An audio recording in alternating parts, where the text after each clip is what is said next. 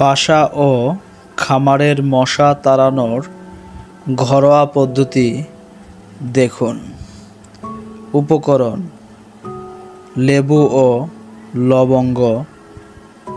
লেবু খণ্ড করে কেটে ভিতরের অংশে অনেকগুলো লবঙ্গ গেঁথে নিন।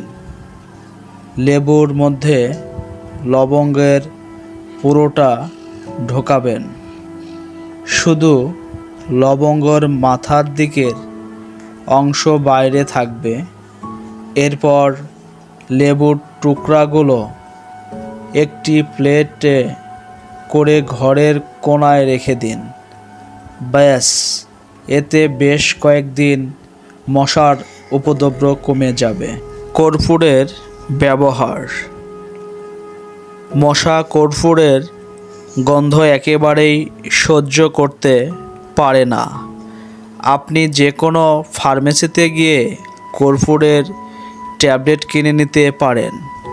একটি 50 গ্রামের কর্পূরের ট্যাবলেট একটি ছোট বাটিতে রেখে বাটিটির পানি দিয়ে পূর্ণ করুন। এরপর একটি ঘরের কোণে রেখে দিন। তাৎক্ষণিকভাবে মশা গায়েব হয়ে যাবে। 2 দিন পর পর পানি পরিবর্তন করুন। খামারে মশা নিধন উপকরণ: হলুদ বাল্ব। গোয়ালঘরে LED লাইট জ্বালালে বাল্বের গায়ে হলুদ পলিথিন মুড়িয়ে দিন। দেখবেন সকল মশা ওখানে জমাবদ্ধ হয়ে মারা যাবে।